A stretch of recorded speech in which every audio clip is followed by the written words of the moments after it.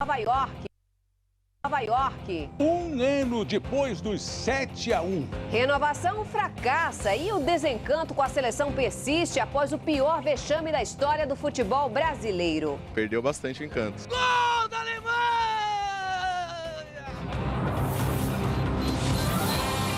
Com 35 graus. Em Natal faz 30 e 32 em Fortaleza.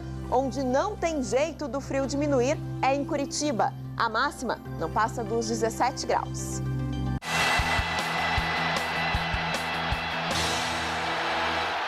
Estava em Santarém, na casa da minha mãe. Realmente foi um desastre aquilo, cara. Foi um atrás do outro, rapidinho.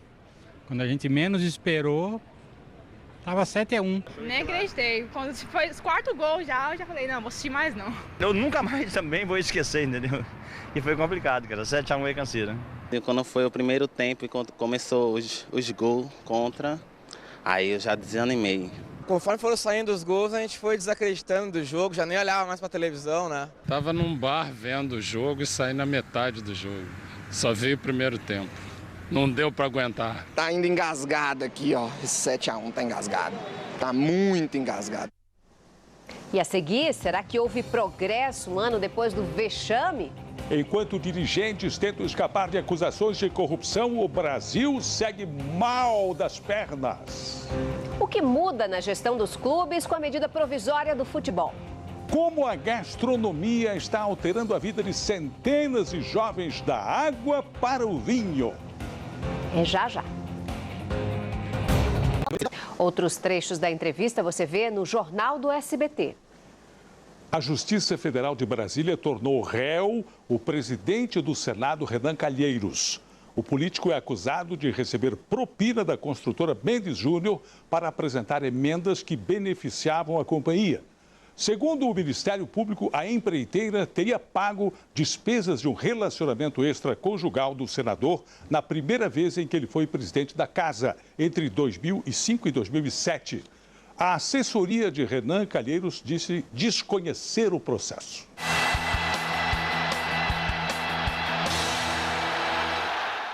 Meu Deus do céu. Dá um trem doido no coração da gente essa data. Eu estava em casa fazendo uma churrascada com a minha família e começou aquele massacre, né? Aquela enxurrada de gol. Fui correndo, ansioso para assistir aquele jogo. E quando eu me sentei no sofá para assistir, não pude acreditar. Tava 3-4. Logo no primeiro tempo, 20 minutos, já tava 5-0, quase. Uma coisa inesperada, né? Fiquei bem triste, né? Porque foi uma decepção, né? Muito feio, horroroso, inesperado. Ai, foi triste. Doeu bastante. O churrasco acabou, tudo acabou. Eu tava em casa, na maior euforia, acabei chorando de desespero. Ah, eu chorava. Demais. Excesso de confiança, falta de planejamento. E lamentavelmente nós vamos carregar isso aí por muito tempo. É um estigma para nós agora. Você vai ver em instantes. Churrascaria que foi ponto de encontro de famosos no Rio de Janeiro pode fechar as portas. Um aniversário triste para o torcedor. O vexame na Copa faz um ano e o futebol da seleção brasileira continua pobrezinho.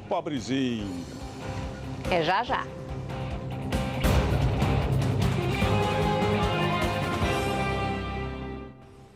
Chiquititas.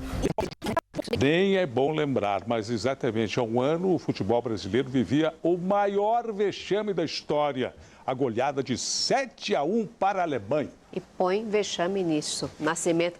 Bruno Vicari, boa noite. O que mudou de um ano para cá depois desse 7-1 e o que ainda precisa mudar no futebol brasileiro, Bruno? Não mudou muita coisa não, viu, Raquel? Boa noite. Olha, a CBF até tenta mostrar que faz algo, mas nada realmente produtivo. A estrutura do nosso futebol continua atrasada, dentro e fora de campo.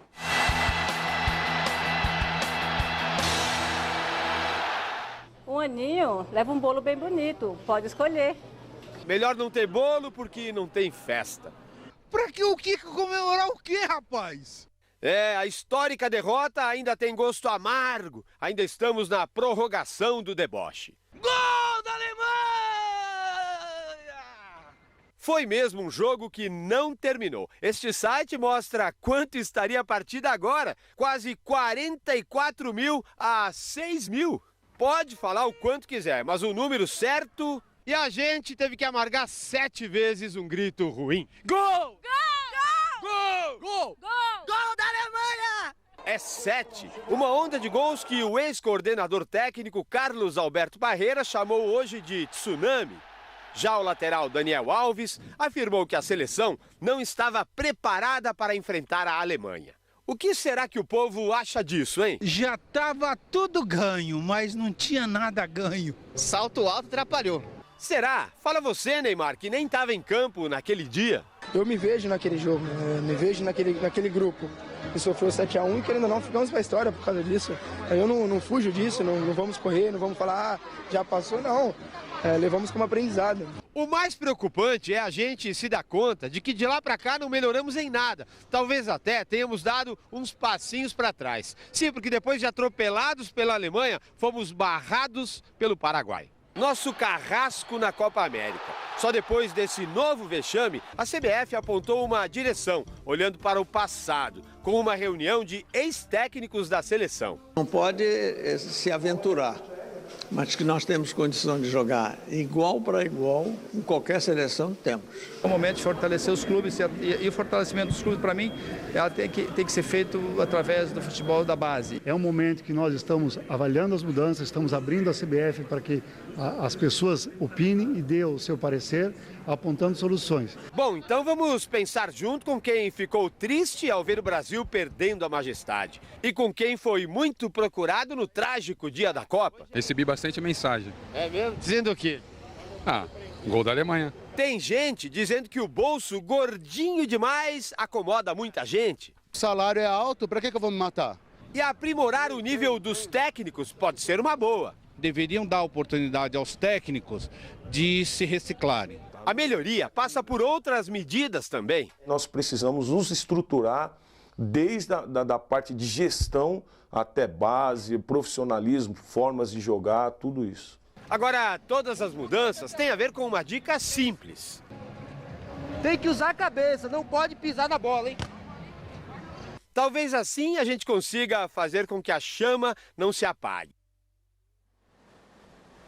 Bom, uma luz no fim do túnel. Após 2 meses de discussão e quase no limite do prazo, a Câmara dos Deputados aprovou a MP do futebol. A medida segue agora para votação no Senado.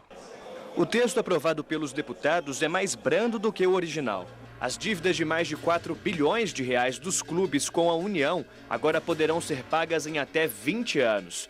Em troca, os clubes deverão ter uma gestão transparente, o que inclui pagamento de impostos e salário em dia aos atletas, sob pena de rebaixamento.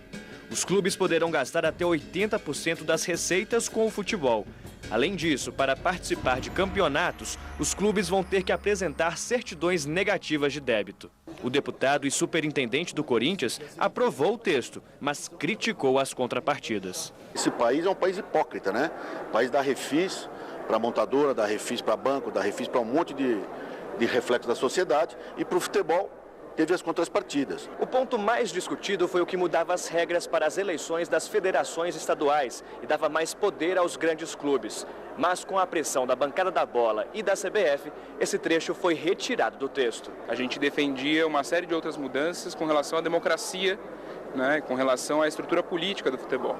E elas, infelizmente, por alguma força que a bancada da bola, esses deputados ligados à CBF ainda tem aqui na Câmara, acabaram caindo. Agora o texto vai ao Senado e precisa ser aprovado até o dia 17 para não perder a validade. Um projeto que tem o apoio de chefes de cozinha famosos está mudando a vida de jovens de baixa renda. Eles